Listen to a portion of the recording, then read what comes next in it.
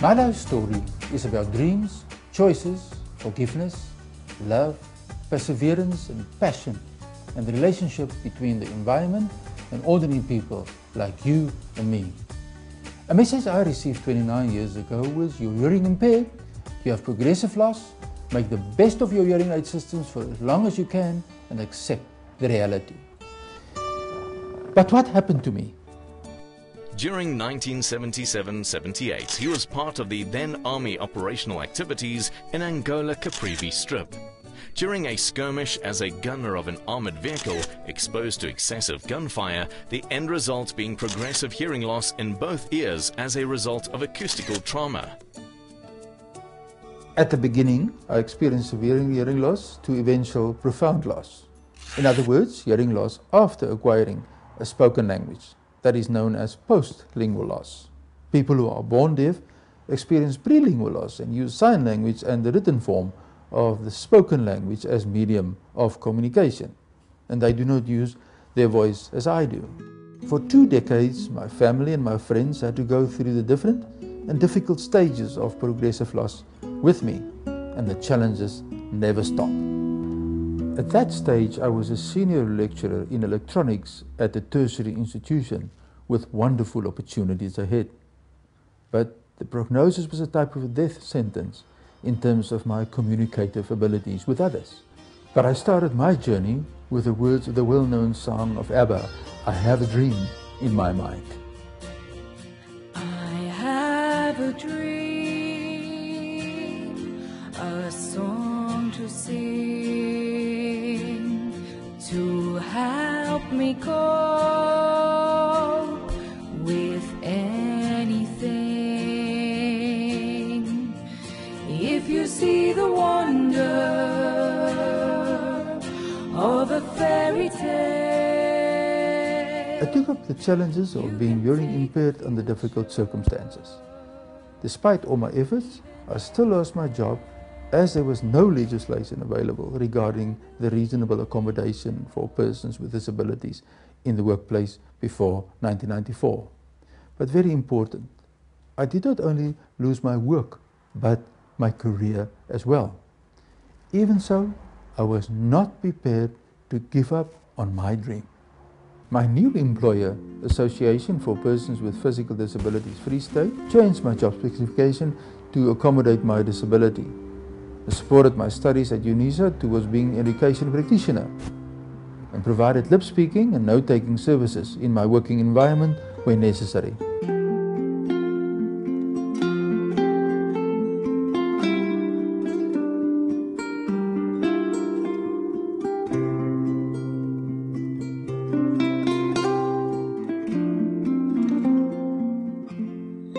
How do I accept the reality that goes with hearing loss? The feeling of being cut off, the process of lip reading and to make the best of the hearing aid systems, the ongoing process of speech therapy, the night after night doing exercise after exercise in front of a mirror to be able to read lips. And one can only read 6 letters of the alphabet on the lips. To maintain myself as an employee, husband and father of 2 children. To be able to accept another person as a lip speaker interpreter in the communication process, as well as other people's reactions of this. Bringing in the 3rd person in the communication process. And how to cope with the lack of rehabilitation services for persons experiencing hearing loss. The lack of assistive listening devices. And the lack of daily assistive living devices. For me, it was a struggle with a person does not choose to be disabled. But why me? Why hearing loss? Why disability? The fight, the learn, the stand up again, just to have to fight again, to live with it daily. The inaccessibility of the community was an extremely traumatic experience for me. Many of those concerned only think of the physically disabled, the challenges of the mobility impaired, when matters of accessibility and rehabilitation are discussed. In this matter, the less visual disabilities challenges are unfortunately totally ignored. For example, the inaccessibility of conference centers, churches, classrooms, theaters, and evacuation procedures in buildings. The hard reality, I was out on many levels. At my work, in my family, in my church where I belong. I thus had to learn to look at life in another way. Small things that one took for granted suddenly became a nightmare. I, for example, could not hear a tap dripping and I could then forget to close it because my brain was not tuned in to do that. The message did not get there. When I drove my car, I could not communicate as usual, and I also could not hear the sirens of emergency vehicles. My ability to hear and enjoy nuances and surrounding sounds and noises affected me emotionally as well as physically. I could not follow people if they turned away while talking to me or if they put their hand in front of their mouth or chewing or smoking. It was impossible to successfully communicate within the family if there was background noise or if the lighting was incorrect or bad. I started avoiding communicating with others, and the challenges at social gatherings becoming a nightmare. How do you maintain yourself as a parent in the matter of disciplining your child if you cannot hear your child speak? To be honest, I never reached a deep acceptance of my disability that which people so wish to see, but rather the passion to try to live successfully with it, to see the hand of the Creator in my life in trauma, and to have the strength to grab every opportunity that comes my way and try to make use of it the best of my ability. To be honest, how can a person really learn to accept the inaccessibility of the physical surroundings and the inaccessible thoughts of people who you confront every hour of the day, who do not have the ability to communicate with you? The lack of rehabilitation services and legislation for those with hearing loss and the lack of knowledge by experts is still sometimes a nightmare for me and many like me. For example, I received advice for myself and my family to attend sign language classes. Yes, you heard correctly. To expect that someone who is experiencing hearing loss later in life to learn and accept a new language and culture, as well as to motivate his family to do so with him. This while you're going downhill emotionally. With whom must I talk in sign language in the hearing community where we live and work? It is almost like asking a Jewish family to take on the Greek language and culture. But the sad is, after 17 years of democracy in our country, that many people are sometimes still receiving this wrong advice. I think back with compassion to my experience of persons' reactions to my hearing loss, and of course, my own comical reactions. Fani was travelling in an APD FS bakkie on the way to Radio Oranje. Just outside Bloemspruit, the bakkie broke down. A crack in the distributor cap seemed to be the problem, they later found out. He was desperately trying to draw the attention of motorists without any success. Later, to Fani's relief, an elderly couple stopped. He thought, being in the emergency he found himself in, to put a disability card on the table. While the old lady slowly wound down the window, Fani pointed to the logo of the APDFS on the door of the bakkie and asked, "Danny Wim, I'm deaf and I desperately need help." The old lady very quickly wound up the window and shouted, "Go, my old man, the boy speaks. Go, please go." Well, there he stood, left behind in the dust, still without help. Fani's disability was not visible, and these two elderly people had not had exposure to the profile of people with pre- and post-lingual hearing loss. So how could he blame the old lady for not being aware that deaf people can talk? The shame is that the diversity of people with hearing loss, as explained earlier, after so many years of democracy in our country, remains ignored by certain role players. I kept on dreaming about that one day when it would be possible for me to be able to hear again the voices of my loved ones, music, surrounding sounds. Very interesting. Important to take note that due to the reactions of people, I began to feel guilty for dreaming and not accepting my circumstances. I continued my career and also became a member of the Council of UNISA, a presenter on Radio Sonder Grense and many community radio stations, as well as the patron of the South African Hearing Institute. But I still had my dream. But I was socially being excluded on various levels. I cannot explain to you how stressful this can be, depending on others for so many basic things in terms of communicating effectively. After a few years of being hearing impaired, I read a story of a lady's experience after she had given birth to a child with a disability. And if I think back, this became one of the changing points in my life. It is actually very fitting in everyone's lives today. For this mother, it was to plan a holiday in Italy. To learn a bit of Italian, to dream of a boat ride in Venice, and to see the beautiful statue of David. Her suitcases were packed long before she was due to leave, and she was more than ready to go. What a trip, and what anticipation! When the plane landed, to her shock, she heard the air hostess announce, "Welcome to Holland." "I did not book to come here, sorry for you. I just don't want to be here at all," she shouted. Long afterwards, she hated the word Netherlands and wanted to wipe the country out of her mind even more. People wanted to know, "Have you ever been to Italy?" All she could say was, "That was where I wanted to go, what I wanted to do." Many of us have probably, as this mother, had precious dream loss. But then the wonderful outcome of the story. One day, this mother realized that she's not in a place full of pests and plague, she's just in another place. It was as if the shades fell off her eyes and she became aware of the beauty of the tulips and the beauty of the Rembrandts in Holland. But although she loved Holland, she always yearned to see Italy.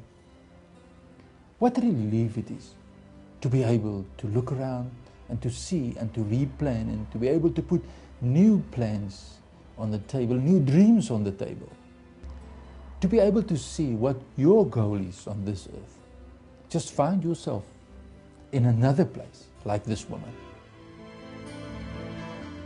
4 years ago, I met Tamara Turton, an audiologist from Johannesburg. She pinpointed the exact emotional state I found myself in.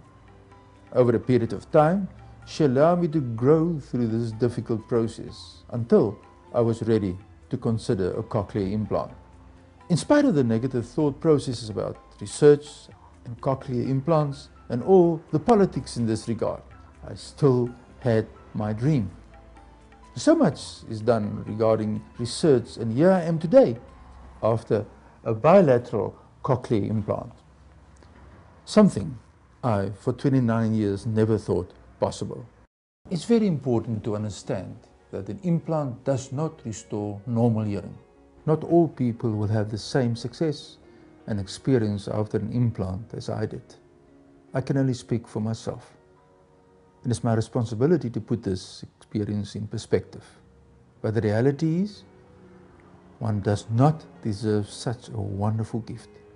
I'm just accepting it with humbleness and gratitude. I'm still a person with an impairment, a hearing impairment. If I may compare, from a wheelbarrow to an electrical wheelchair. Instead, an implant can give a deaf or a hearing impaired person a useful representation of sounds in the environment and help him or her to understand speech better. 22 August 2011 was the day of my first implant. On this day, my life changed completely after so many years of waiting and dreaming. The 10 days between the implant operation and the switch on of the processor was very difficult to deal with physically as well as emotionally. And then the switch on. Kom maar. Is hy sag? So, Hoe klink hy? soos amper soos net aanhoudende lawaai. Mooi, so jy het nie geskrik nie. Alright, hy is nou aan. En ek gaan Amper soos 'n suis aan die frekwensies soos radio wat bietjie van stasie af is. perfek. Funny, wow. Hoe klink hy? Is hy medium? Is hy sag? Medium of sag, sê jy vra vir my. I could hear. My dream had come true. The voices of people, the ability to differentiate between different sound levels, and the ability to hear the surrounding sounds. My experience outside the hospital just after the switch on was a major challenge. The surrounding sounds was overwhelming and intimidating at times. It was possible to hear so many things. Some for the first time and others again after 29 years. The raindrops falling on the roof of the car, the jangle of the car keys, the car's engine, the tick of the indicator, and for the first time, the ringing tone of a cell phone. And my wife's voice reading SMSs of congratulations without me looking at her in the mirror while I was driving home. And back at home, the first thing I did, I listened to guess who? My favorite song of ABBA, I Have a Dream. I have a dream, a song to sing, to help me cope with anything. If you see the wonder of a fairy tale, you can take the future, even if you fail. I believe in angels, something good in everything I see. I believe in angels, when I know the time is right for me, I'll cross the street. I have a dream. I've learned over the past 29 years to allow myself to dream, no matter how impossible it might be. I've also learned that there are people like you that will support us, make our dreams come true. I've learned to forgive myself for all the mistakes that I've made. I've learned to forgive the army, my circumstances. I've learned that I'm not a tragic victim of circumstances. I'm not the one. I'm just one of thousands that found themselves in the same situation as I do. 16% of society is experiencing hearing loss more than 25 decibels. I've learned what it really means to deal with denial, frustration, anger, resentment, compromise, depression, and acceptance. I've also learned to deal with the question, why me? Why disability? In my opinion, the world is not perfect. Being disabled is part of life and a major challenge. Miracles are also a reality. It happens every day. My life story is a miracle. The success is, if we can reach the point where you can ask, why not me? And if you can wait until time is right to cross the stream. If not on earth, surely never. It's so easy to forget about the impact of disability on the family members and the friends. Sometimes the focus is so strong on the poor victim. A poem written by one of my children explained this very clearly. Dad, wish I could write you a poem without rhyme or pace, just one with my face, without alteration or personification, no metaphors, phonics or punctuation. Just one that shows you grace, because you too kneel to pray, despite that very day when silence was born from bombshells and scorn. Dad, I want you to look at my poem, a poem like you, without rhyme or pace, just one written with my face, one that also speaks above a crowd, yet still stays proud. Dad, I want you to see my poem through your two eyes and feel the teardrops when it cries, when those around us less aware whisper, "Ach, shame," while they stare. Dad, I want you to touch my poem, one without rhyme or pace, one just with my face, one that smiles and prays and waits for grace, for everyone around to see what deafness means to you and what deafness means to me.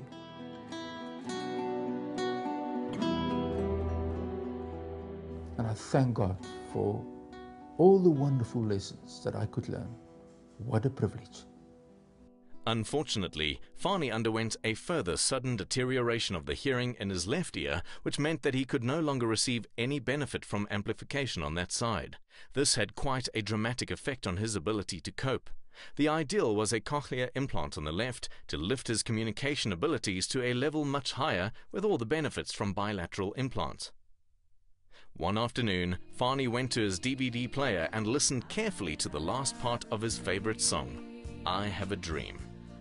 I have a dream, a fantasy to help me through reality, and my destination makes it worth the while. Pushing through the darkness still another mile, I have a dream.